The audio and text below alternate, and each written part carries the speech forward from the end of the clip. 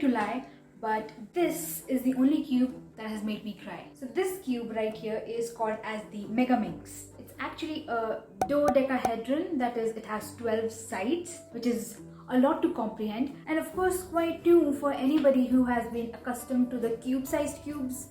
This is a new mix. So I don't want to complicate the intro. I'll just quickly lay down how these videos are going to come out. I'm going to make 3-part videos for this particular cube. So the very first part is going to be solving the bottom layer and the layer after that. So we will learn how to solve this one particular layer and another layer after that. So in the first part, we are going to learn how to solve 2 layers. That is going to be this video. So in the next video, we'll learn how to solve the next 2 layers. And in the third part, we are going to learn the last 1 layer, that is the top layer. So before we even begin to learn how to solve this, let's just understand how this cube looks like and what are its different sides, what are the different moves we can make, and what are the different colors in this cube. So right here in this cube, we have 12 different sides. Just like a 3 cube, the centers here are defined. No matter what move you make, the center is going to be the same. That is dark blue here in this case. So for any one particular color, say white, the opposite color is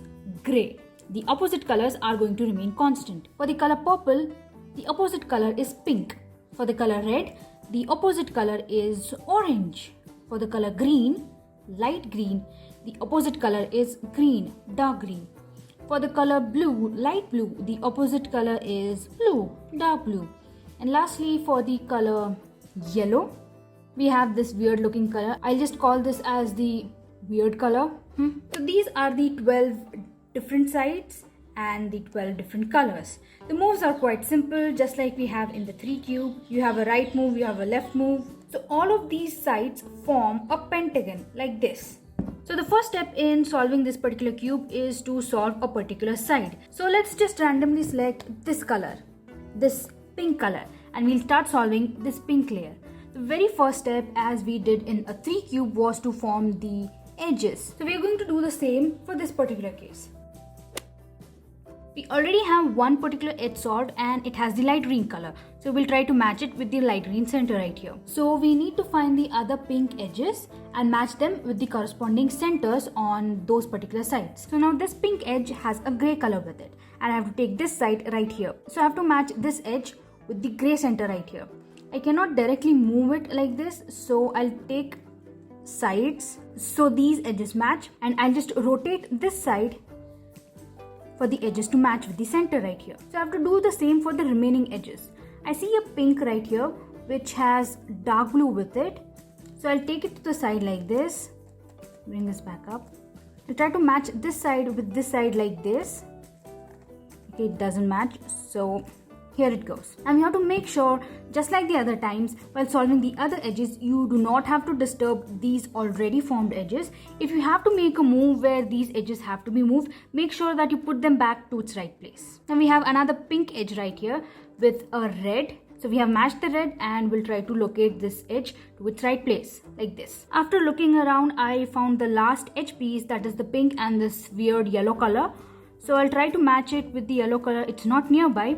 It's here. Now these 2 colors match and these 2 colors match too. So I have the pink star right here with the edges matching to its side centers. This step is very similar to how we solved this white cross right here. We have to make sure that the centers and the edge pieces right here are also matching. Once again, this is a very intuitive process. There are no specific algorithms on how to create this star. Now the next step is to solve the corner pieces right here. These corner pieces, as usual, have 3 different colors. You have to find a corner piece which has pink in it and we have to position it to the right place. So I can see one corner piece right here which has pink, dark blue and light green. So this color is supposed to come here. So we'll take this piece right here like this and bring it up right here like this. So now we are in the exact line in which we want to move this pink color to. So we will solve this part on how we used to solve the corners in case of a 3 cube. So I'm going to rotate this side like this. The pink is right here. I'm going to rotate this side twice like this. Bring this back up and take this to this side. Bring this down, take this up like this. So now I have solved this side. I'll do the same for this particular side. I have red, pink and this weird color which is supposed to come here. So I'll take this corner piece right here and bring it to the line in which we need to solve it. I'll do the same algorithm. Rotate the right side inverse like this. Take the downside twice like this. Bring this back up. Take this to the side and solve it like this. There you go. Another corner piece is solved. So this piece has the blue, pink and red which is supposed to come here. And I'm going to do the same process. There you go. This corner piece is also solved. Now this piece has a grey, this weird color and pink which I need to bring here, which is quite easy. We'll rotate this side like this. Bring this side right here and bring this side back up. So this way we know the edge pieces are not disturbed and we are placing the corners to its right place. Now the last pink is supposed to be here. We'll take it to this side like this and try to solve it. Rotate it, bring this down, rotate this and bring this back up. So the first layer is done. Always remember this step is very similar to how we saw the top layer. In fact, this is identical. As I mentioned, we are going to be solving 2 layers in this particular step. The next layer that we're going to solve is this layer right here that comes right after this layer that we have already solved. Now this step is very similar to how we go ahead and solve the middle layer. In fact, it is once again identical, but the only step that is added is on how we try to place these edge pieces to its right position. So let's start with the red color. We want a red and a blue piece. The most difficult part about this cube is to actually find the piece that you're looking for. Since this cube is so huge, you just tend to miss a lot of these times. So I can see that there is this edge piece with a blue and a red right here. So I'll try to take this to the side that is of our concern, like this. So the reds in this case are matching, but this piece would go on this side with my algorithm. So this is not the right positioning. So I need to position this blue to this side like this. Rotate this side like this. So I have this blue piece which will go right here and solve this, since we have 2 different places by which we can actually solve the middle layer. So in this particular case, always make sure that the pink layer that you have solved is on the bottom. That is, you are not supposed to see it. But since we are solving it like this, you'll partially see this pink side and are focusing on the blue side right now. So while solving this process as the middle layer, we are slightly going to tilt this cube like this to make this top layer in a straight horizontal line. So now we are going to employ the middle layer algorithm, bring this piece to this side.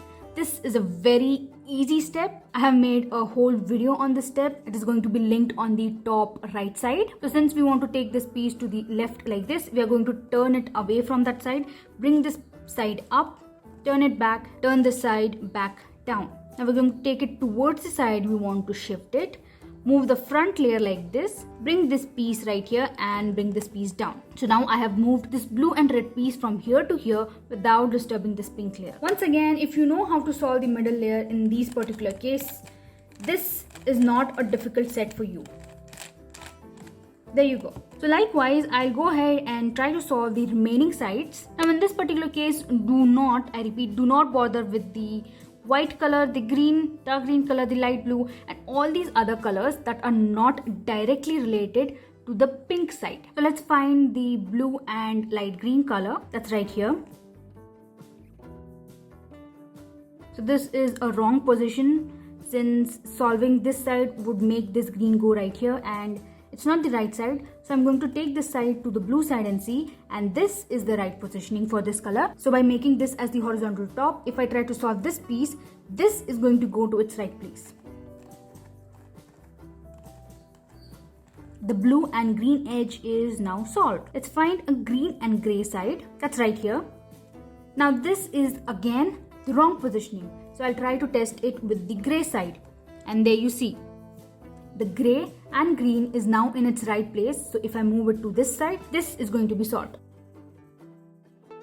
I hope I'm making it clear on how the edge piece positioning is going to help you solve the side. So this gray and this weird color is supposed to come right here. So this positioning once again is incorrect. So I'll try to bring this piece right here and see if it works. Of course it is going to work because there are only 2 different ways by which I can do this. So these centers match and I'm going to move this piece right here like this. There you go. Now I have to find this weird color and red. That's right here. So luckily in this case, this is positioned in the right side like this. If I try to move this piece right here, this is going to solve itself. There you go. The middle layer in this particular case is solved. So the pink layer is solved, this whole side is solved, and the layer right after that, this layer